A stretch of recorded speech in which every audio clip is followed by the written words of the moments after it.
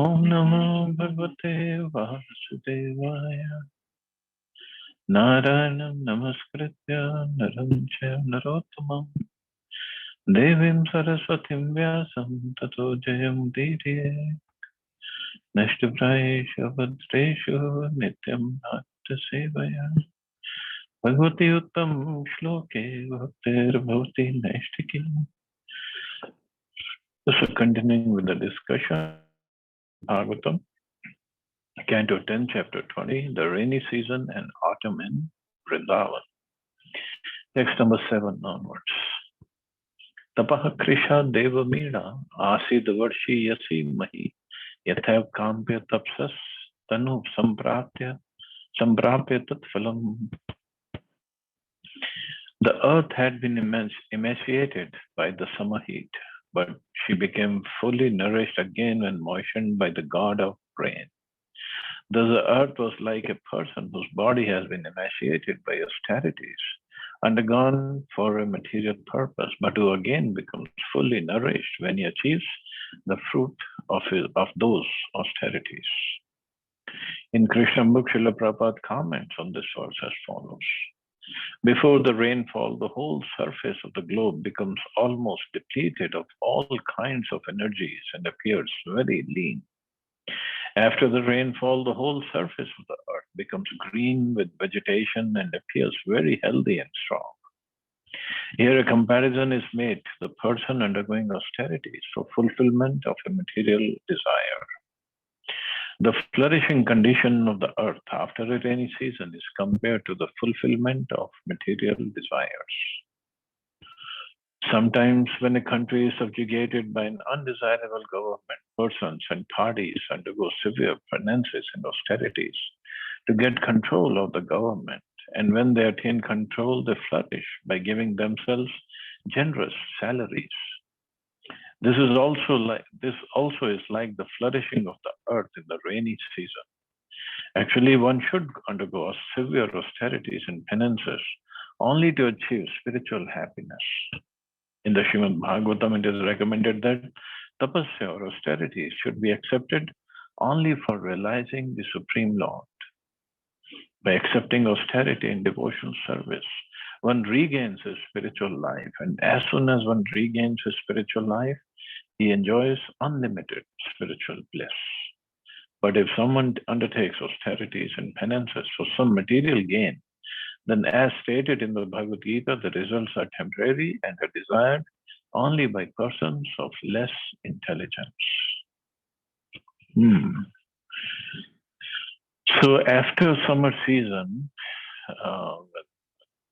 the earth becomes lean, or there is hardly any greenery, any grass, and then the rain season comes, and then earth starts flourishing. So Prabhupada is comparing this to people undergoing austerities, and afterwards they get the results of the austerities. But for austerities, then he comments that real austerity is one should do is to make progress in spiritual life or in the devotional service, not for material gains. But there are so many people that do austerities for material gain, so that Prabhupada explains here to get control of the government. Because idea is everybody wants to be the controller, proprietor, enjoyer. There is no desire of really being a servant, really to serve. No. Everybody wants to be the controller. For after little austerities, little dharna or fasting done just to bring the government down, and then the new person comes into the government, then he does exactly the same thing what the previous person was doing. What's the point? But this is not what the austerities are for. And Prabhupada is comparing the rainy season in Vrindavan and the condition of earth to be like that. Nishamukheshu khadyutas tamsa bhanti nagreha yatha papena pashanda nahi veda kalo yuge. In the evening twilight, during the rainy season, the darkness allowed the glowworms, but not the stars, to shine forth. Just as in the age of Kali, the predominance of sinful activities allows atheistic doctrines to overshadow the true knowledge of the Vedas. Srila Prabhupada comments as follows. During the rainy season in the evening, there are many glowworms visible about the tops of trees hither and thither, and they glitter just like lights. But the luminaries of the sky, the stars, and the moon are not visible. Similarly, in the age of Kali, persons who are atheists or miscreants become very prominently visible, whereas persons who are actually following the Vedic principles for spiritual emancipation are practically obscured.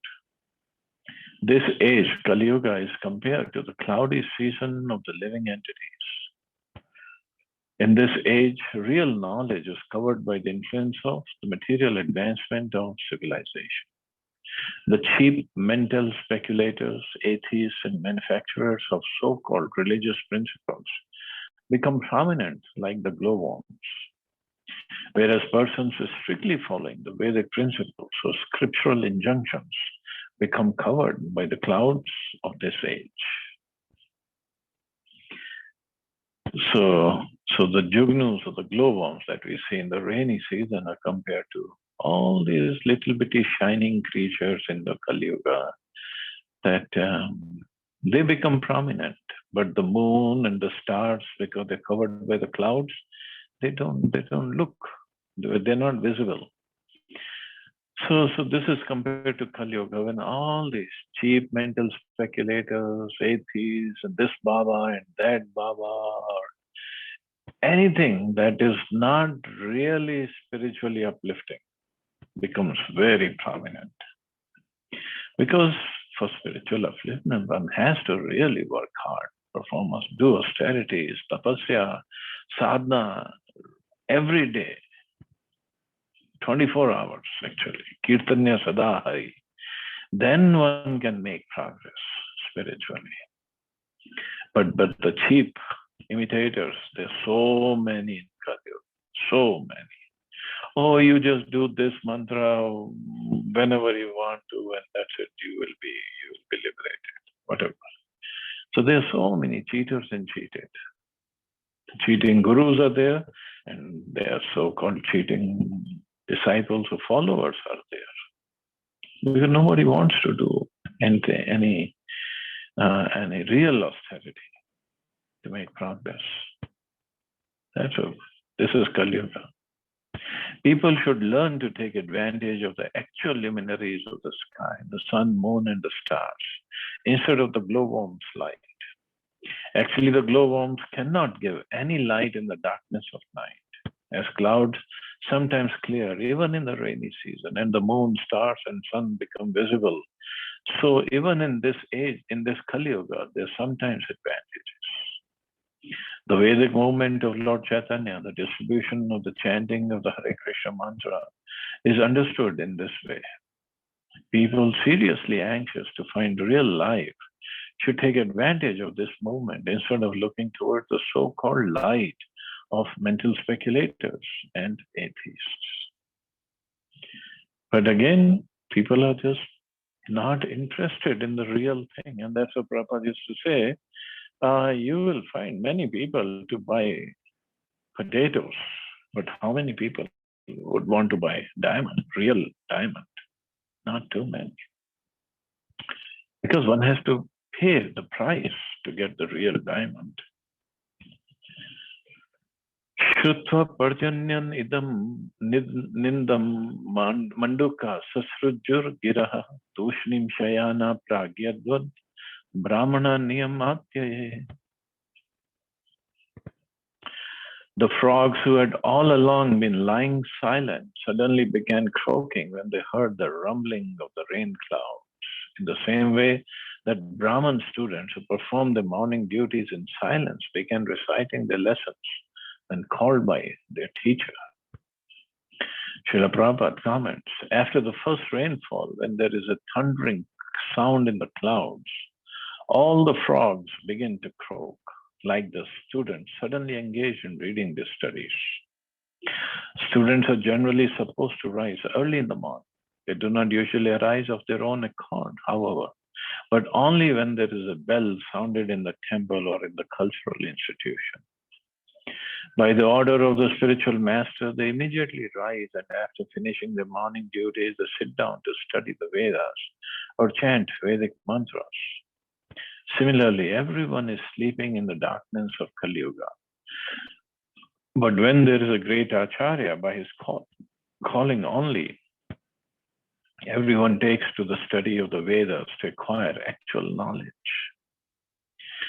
So the great Acharya, Krishna, either he comes or he sends his associates, sadhus, to wake us up, to establish dharma. He does that because he doesn't want us to suffer over here in the material world. He wants us to come back. So for that purpose, either he comes or acharyas come, and this is what it's been compared to. Even in the rainy season, when the clouds are there, sometimes they are rumbling of the rain clouds. So this is like Acharya coming, or Krishna himself coming and telling us, get to the real work. Don't just be involved in eat, drinking, and marry. That kind of life. That's not what human life is for. Asan utpat gaminya shudra nabdyo anushushati onso yatha swatantrasya deha dravina sampadaha. With the advent of the rainy season, the insignificant streams, which had become dry, began to swell and then strayed from their proper courses, like the body, property, and money of a man controlled by the urges of his senses. Srila Prabhupada comments, during the rainy season, many small ponds, lakes, and rivulets become filled with water. Otherwise, the rest of the year, they remain dry. Similarly, materialistic persons are dry, but sometimes when they are in a so-called opulent position with a home or children or a little bank balance, they appear to be flourishing. But immediately afterwards, they become dry again, like the small rivulets and ponds. The poet Vidyapati said that in the society of friends, family, children, wife, and so on, there's certainly some pleasure, but that pleasure is compared to a drop of water in the desert. Everyone is hankering after happiness, just as in the desert, everyone is hankering after water. If in the desert there is a drop of water, the water is there, of course, but the benefit from that drop of water is very insignificant. In our materialistic way of life, we are hankering after an ocean of happiness. But in the form of society, friends, and mundane love, we are getting no more than a drop of water. Our satisfaction is never achieved, as the small rivulets, lakes, and ponds are never filled with water in the dry season. So small rivulets, lakes, ponds, they just fill up in rainy season. But again, when the summer season comes, they again become dry. So similarly, a materialistic person, sometimes they get some money and they look like they are very happy, very opulently living. They are really having fun. They are in bliss. But it's just temporary. And whatever pleasure they get, that's also very little, very, very little. The soul wants real pleasure. That's why Rupa Goswami has given that book, Bhakti Rasamrit Sindhu, an ocean. So soul needs, wants, or hankers after that ocean of happiness. But we waste our time, waste our energy, waste our life actually, looking for pleasure in where? Society, friends, mundane love, and mundane achievements. what is it going to do? Nothing. Even if somebody makes billions and billions of dollars, so what? Is he going to be happy? Or even if he gets happy, becomes happy, how long? For how long will that be?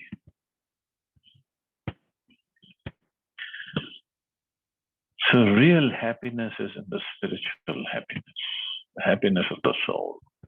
But people don't know where to find that. Harita haribhi shashkara indra gopashcha lohita ochilindra krita chaya nirnam shrirev bhurabhut.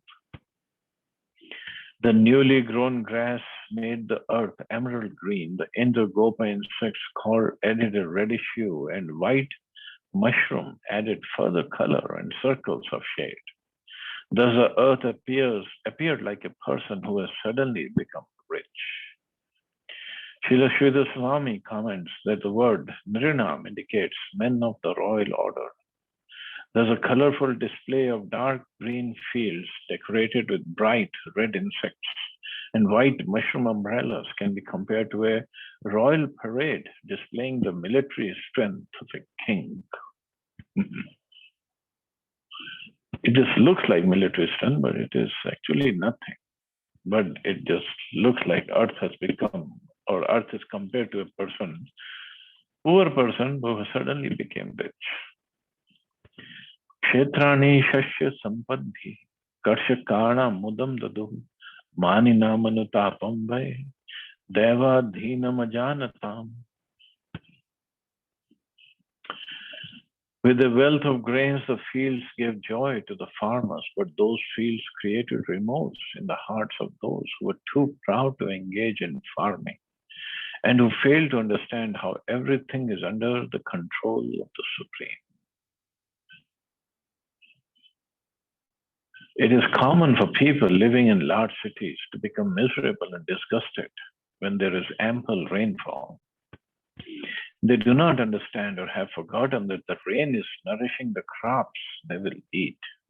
Although they certainly enjoy eating, they do not appreciate that with the rain, the Supreme Lord is feeding not only human beings, but also plants, animals, and the earth itself. Modern sophisticated people often look down their noses at those engaged in agricultural work. In fact, in American slang, a simple, unintelligent person is sometimes called a farmer. There are also government agencies that restrict agricultural production because certain capitalists fear the effect on market prices. Because of various artificial and manipulative practices in modern governments, we find widespread food shortages throughout the world, even in the United States, among the poverty-stricken. And at the same time, we find the governments paying farmers not to plant crops. Sometimes these governments throw huge amounts of food into the ocean. Thus, the administration of the arrogant and ignorant, those who are too proud to obey the laws of God or too ignorant to recognize them, will always cause frustration among the people. Whereas a God-conscious government will provide abundance and happiness for all.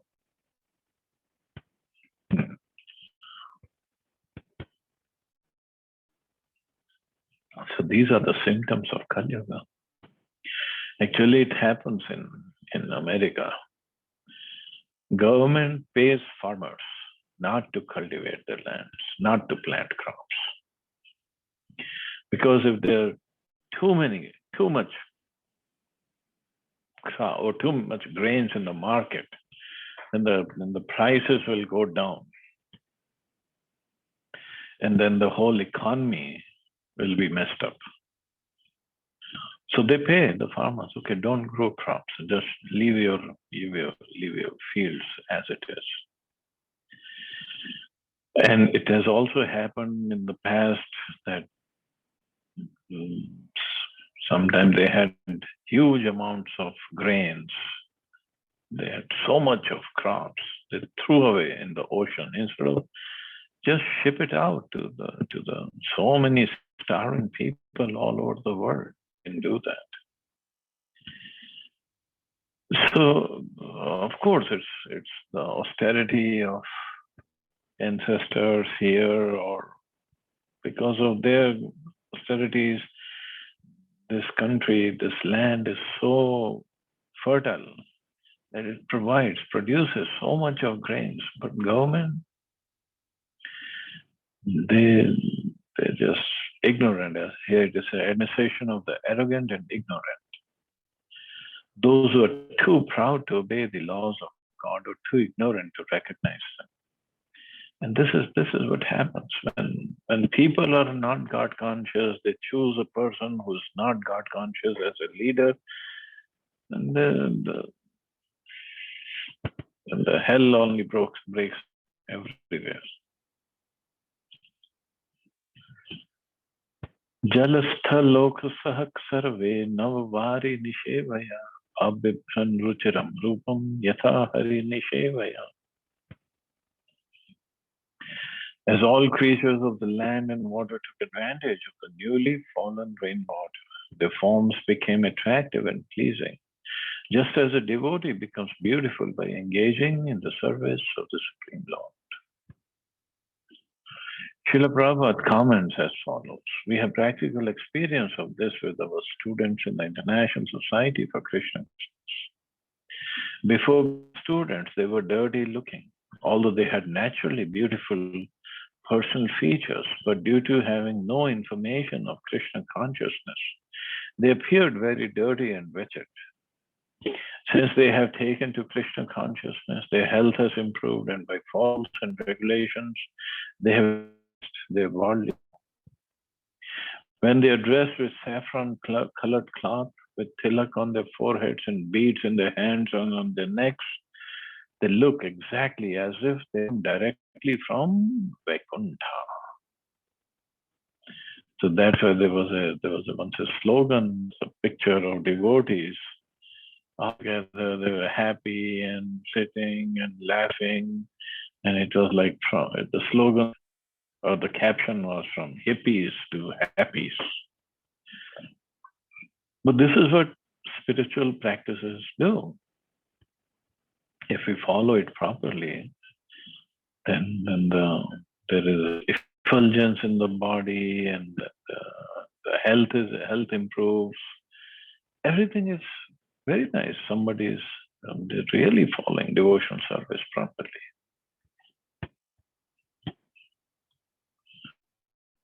Saridbhi sangata sindhu shuksho vishwasanor meman apakva yogi nishchitam kama yug yatha.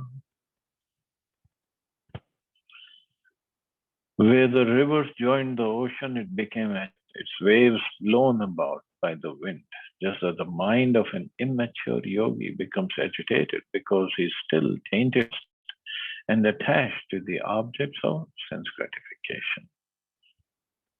So immature yogi's mind, it becomes agitated. It happens.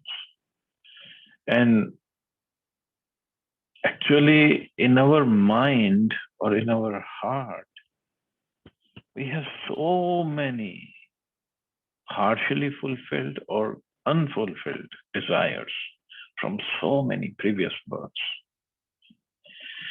So when we are practicing spiritually or practicing service, so that is like cleansing the heart. It just cleanses the heart of all the anarthas, unwanted desires, unwanted habits. They're getting cleansed. But in the process, just like if there is years and years dust has settled in a room on the floor, and if we start cleaning it up, whether with a vacuum cleaner or with a broom, some of the dust escapes and it just goes in the air and disturbs the person who's cleaning it. So similarly, when we're cleaning the heart or trying to cleanse the heart, the desires which are there, so many lifetimes those desires are there, and some of them come up in the foreground and they bother us, they disturb us. But the point is, one thing for sure, the cleansing is taking place. And secondly, keep on cleaning, keep on cleaning. So slowly or surely, the cleansing will happen. Heart will be cleansed. And this is what, when we are studying all these demons Krishna is killing, they represent different anarthas. So we keep on reading, we keep on chanting, and slowly, slowly the heart will be cleansed. Whether it happens in this life or next lifetime, I don't know. But it definitely will happen. Giryo Varshadhara Bhir Hanya Mana Vivajatu Abhibhuye Mana Vyasana Yadha Athok Shajya Chetasa. Just as devotees whose minds are in the personality of Godhead remain peaceful, even when attacked by all sorts of dangers, the mountains in the rainy seasons were not at all disturbed by the repeated striking of rain-bearing clouds. When splashed by torrents of rain, the mountains are not shaken. Rather, they are cleansed of dirt and become beautiful.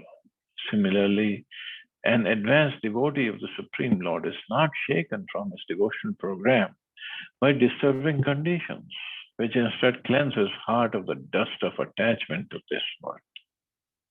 Thus, a devotee becomes beautiful and resplendent by tolerating difficult conditions. In fact, a devotee accepts all reverses in life as mercy of Lord Krishna, realizing that all suffering is due to the sufferer's own previous misdeeds.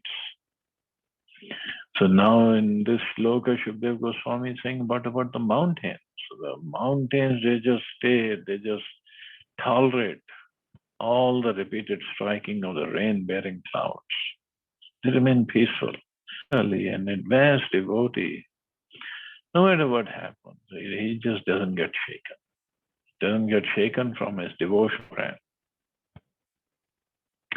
And in fact, any disturbing condition, it just cleanses his heart of the dust of attachment to this world. That this world, like Bhaktisiddhanta Maharaj used to say, this is not a fit place for a gentleman. Actually, it is not. So many disturbances, so many things go on, goes on. It's just not worth it. And if something goes not according to his plan in the devotee's life, he just doesn't put the blame on anyone. He just says, okay, it was my doing and I just suffered from my own misdeeds. But that is tolerance. That is his tolerance.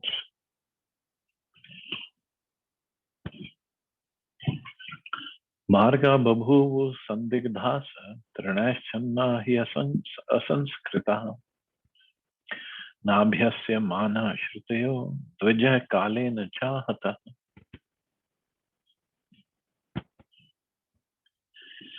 During the rainy season, the roads not being cleansed became covered with grass and debris and were thus difficult to make out.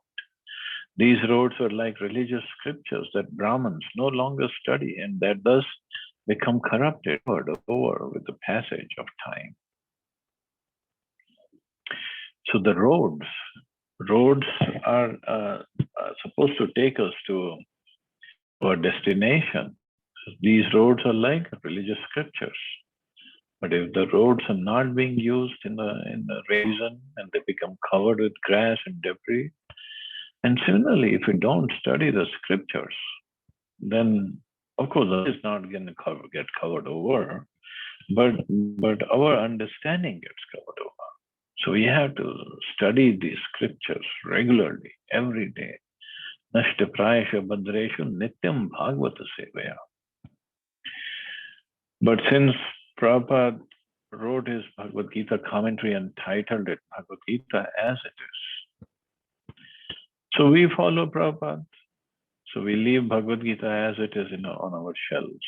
We don't even want to take it out and spend 5 minutes with it and read any one purpose. Just 5 minutes, 10 minutes every day. We have to make it a habit of reading it. Bhagavad Gita or any other book of Prabhupada. Just read it. Lokbandhushu megheshu vidyutaschalso hrita stharyam na chakru kaminya purusheshu guneshviva. Though the clouds are the well-wishing friends of all living beings, the lightning, fickle in its affinities, moved from one group of clouds to another, like lusty women, unfaithful even to virtue. Srila Prabhupada comments, during the rainy season, lightning appears in one group of clouds and then immediately in another group of clouds. This phenomena is compared to a lusty woman who does not fix her mind on one man. A cloud is compared to a qualified person because it pours rain and gives sustenance to many people. A man who is qualified similarly gives sustenance to many living creatures, such as family members or many workers in business. Unfortunately, his whole life can be disturbed by a wife who divorces him. When the husband is disturbed, the whole family is ruined. The children are depressed, or the business is closed, and everything is affected. It's therefore recommended that a woman desiring to advance in Krishna consciousness peacefully live with the husband, and that the couple not separate under any condition. Husband and wife should control sex indulgence, concentrate their minds on Krishna consciousness, so their life may be successful. After all, in the material world, a man requires a woman and a woman requires a man. When they are combined, they should live peacefully in Krishna consciousness and should not be restless, like the lightning flashing from one group of clouds to another. So they should live peacefully, but Kali Yuga is the effect of Kali Yuga is so strong. So divorces are happening, and both parties get disturbed, children get disturbed, and so many things happen in the life. And it's such a short life. So many things go on in this short life. Rather, people should just take time to make progress spiritually. That's all. That's a goal. Difficult, so difficult to live together and make progress.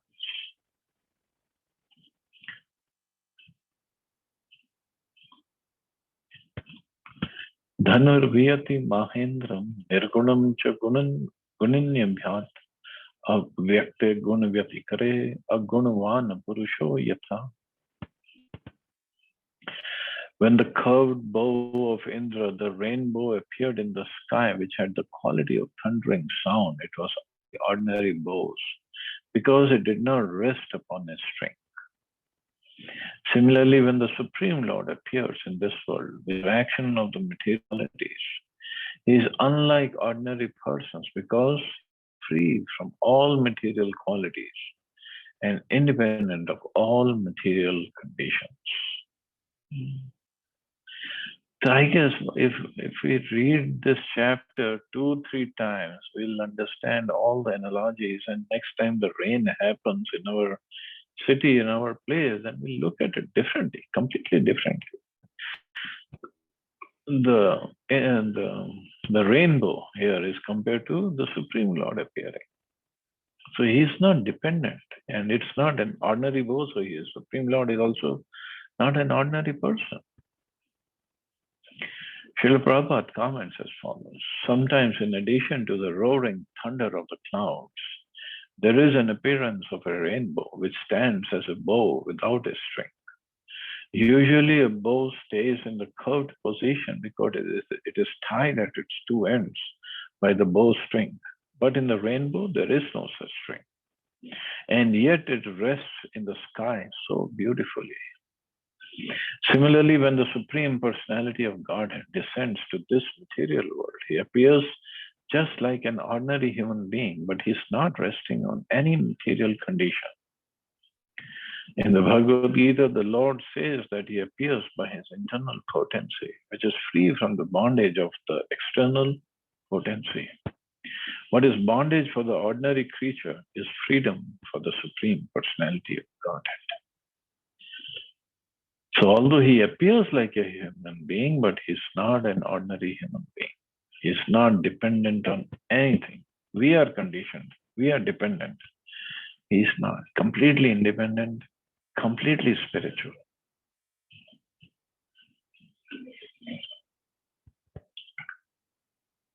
न राजोडु पश्चन स्वज्योत्स्नाराजितैर्घने अहमन्त्य भासित्य स्वभासा पुरुषो यथा. During the rainy season, the moon was prevented from appearing directly by the covering of the clouds, which were themselves illumined by the moon's rays. Similarly, the living being in material existence is prevented from appearing directly by the covering of the false ego, which is itself illumined by the goodness of the pure soul. The analogy given here is excellent. During the rainy season, we cannot see the moon in the sky because the moon is covered by clouds. These clouds, however, are radiant with the glow of the moon's own rays. So the clouds are covering the moon, but they get the light or radiation from the moon's rays. Similarly, in our conditioned material existence, we cannot directly perceive the soul because our consciousness is covered by the false ego, which is a false identification with the material world and the material body. Yet it is the soul's own consciousness that illumines the false ego. So our false ego is, I am this body, I'm Indian, I'm a man, and I'm tall, I'm short, I'm fat, I'm thin, or whatever. Nothing to do with the soul. But the identification, the energy, it cannot come on, it has to come from the soul. Although it is really covered ego, as Prabhupada, because our consciousness is covered by the false ego. But the perception comes because the soul is there. If there is no soul, there is no perception, there is no false ego, nothing. As the Gita describes, the energy of the soul is consciousness. And when this consciousness manifests through the screen of ego, it appears as dull material consciousness. There is no direct vision of the soul or God. In the material world, the philosophers ultimately resort to hazy ambiguities when speaking about the absolute truth. Just as a cloudy sky manifests only in a dull and indirect way the iridescent light of the moon. So cloudy is not going to let the moon shine, come through fully, properly. So similarly, because our consciousness is covered over by the false ego, we ourselves don't see everything properly. So that's why all our philosophies, so-called philosophies, which is nothing but speculation, is wrong, completely wrong. But every philosopher, every scientist will think that his philosophy is the correct. There's nothing correct about it. But they do so much of word jugglery, use hi-fi words and speak so nicely and present their papers in different seminars or circles and get Nobel Prize or this prize or that prize. And everybody starts following. Yes, that must be true. That must be correct. But it's not. What is correct is in the scriptures. That's all. In material life, our false ego is often enthusiastic, hopeful, and apparently aware of various material affairs. And such consciousness encourages us to push on in the material existence. But in truth, we are merely experiencing the dull reflection of our original pure consciousness, which is Krishna consciousness, direct perception of the soul and God. It's a direct perception of the soul and God, not hazy, not screened, not covered over perception, direct. Not realizing that the false ego merely hampers and dulls our real spiritual consciousness, which is fully enlightened and blissful. We mistakenly think that material consciousness is full of knowledge and happiness. This is comparable to thinking that the luminous clouds are lighting up the night sky, while in fact it's a moonshine that illumines the sky, and the clouds that merely dull and hamper the moonshine. The clouds appear luminous because they're filtering and impeding the brilliant rays of the moon. Similarly, at times, material consciousness appears pleasurable or enlightened because it is screening or filtering the original, blissful, and enlightened consciousness coming directly from the soul. If we can understand the ingenious analogy given in this verse, we can easily advance in Krishna consciousness. Actually, these verses are very, very important. And Light of the Bhagavad, that book that Prabhupada wrote, basically the purports come from that book.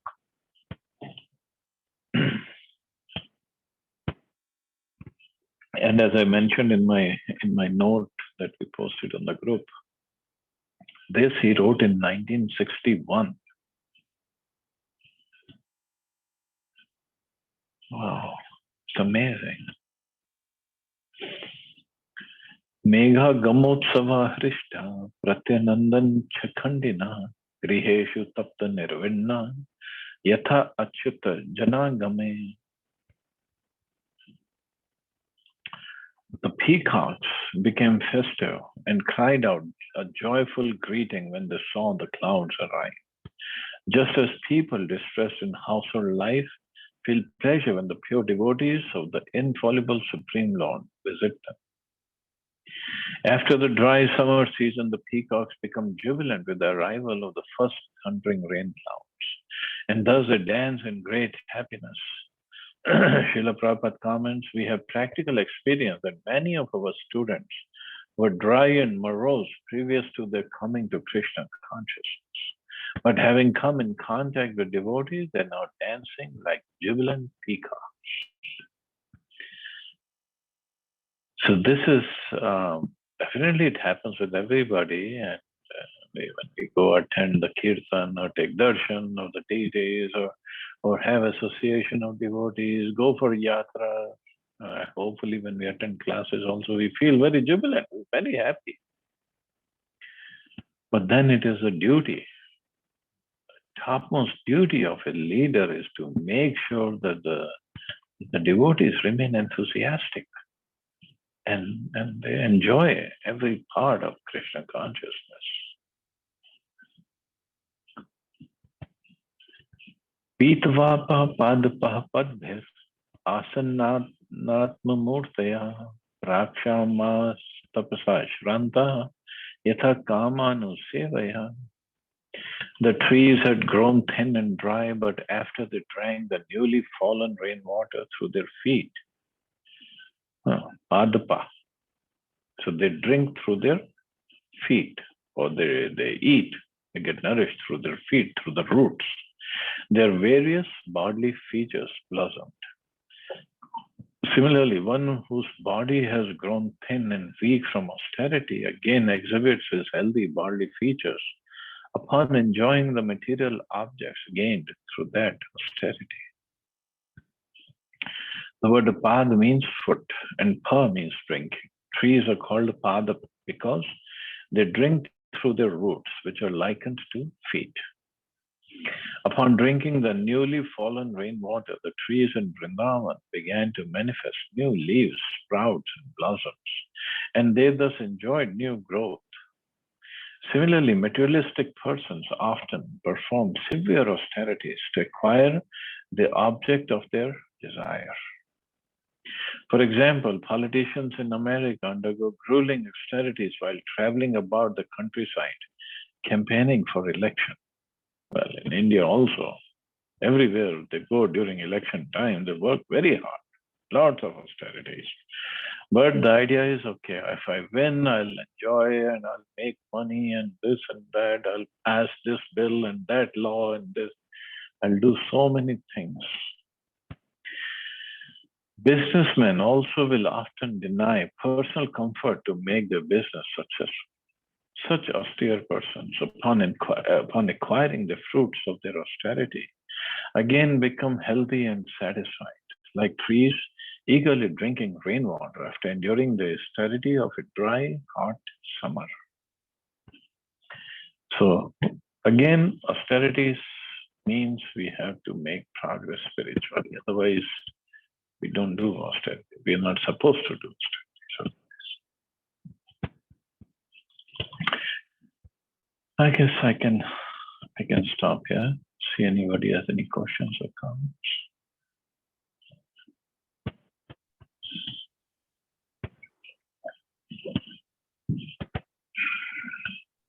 Hare Krishna, Prabhuji, please accept my humble obeisance. Hare Krishna, please accept mine.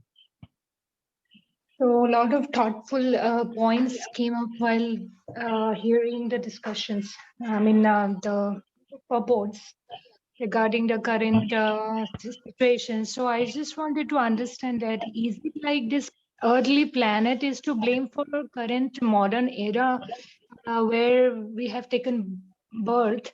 Because you mentioned that this planet or this planet is not at all conducive for us to live in. So I wanted to understand it because this is also the creation of the Lord. So every creation of the Lord is, we cannot blame or we cannot say that it is not good or beautiful. So how to see that? Like earthly planet is wrong. Not conducive to practice bhakti, or this Kali Yuga. Well, the whole material world is not conducive. I mean, it's not for us. For us means if the government builds a prison house, the government doesn't want everybody to go live in the prison house. So those who are prisoners, because they've forgotten the independent way of living outside the prison house, and somebody reminds them, somebody tells them, then they realize, why I'm here, why I'm suffering here, for what? So even if he's in a first class prison cell, or second class, or third class, or in a solitary confinement, it's just not worth it. So whether we are in heaven or whether we are in Kali Yuga in India or in Africa or any species, it's just not worth it. Yes, Prabhuji. So now that we have already fallen down, so like to deal, or as long as we are here in this material world, what should be our attitude while performing our duties? Because knowing the fact that this sansar is dukkhalayam, so if we keep on repeating that, so won't it bring more? Rather we won't get any kind of motivation to perform our duties. So what should be our attitude while acting, actually? Well, our duties, we have to do whatever responsibilities Krishna has given us in this lifetime. We have to take care of them. But at the same time, keeping our eyes on Krishna. That means our consciousness, thought process should be on Krishna. That yes, you have given me duties, I'll perform them. I'll take care of them to whatever extent you let me. But our real duty is towards Krishna. That's for sure. Yes, Prabhuji. Thank you very much. Yes, Prabhuji. Thank you.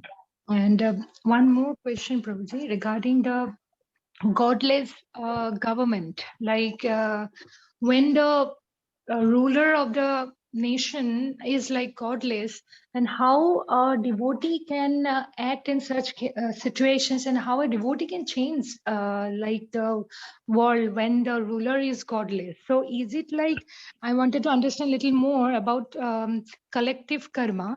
So in front of the collective karma, we also have to sometimes surrender, or whether the devotee also have to suffer because of this, or how to see that? Yeah, devotees also suffer. Like we see the devotees in Russia and Ukraine right now. So, but the thing is, suffering situation, whatever situation may be, devotees still carry on with their services of chanting and other services, hoping Krishna will make the changes. We are not here to make any political changes. If Krishna allows, that's a different story. But otherwise, we're not here to make any political changes. All we can do is chant and pray to Krishna and carry on with our services. That's all. So the current situation which we are facing, I wanted to just wanted to understand that, is there anything external world to blame for our situation, or we, because of we desired it, so because of our own karma, we are what we are facing currently. So this is something to blame the external world or to us only? As we studied, that a devotee doesn't blame anybody except his own. That yes, these were my misdeeds, although I was supposed to suffer more, much more, Krishna has reduced it significantly. That's all. And Krishna does. And he always takes care of devotees. It's not that devotees don't die. I'm not saying that. Devotees do die. Everybody dies. But Krishna takes care of the soul and the consciousness of the devotees. We Yes. are seeing only this situation now, Ukraine war, but devotees earlier also in the movement. I mean, we have lost so many devotees in Africa. They died because of the war or killing. In Russia also, so many devotees died in the prison houses they were put in. And other places also. You see Bangladesh, devotees are getting attacked. And other places. So it's not that we have picked up chanting beads and means we have become invincible and immortal, or nothing is going to happen to us. That's not true. Not true. Anything and everything can happen.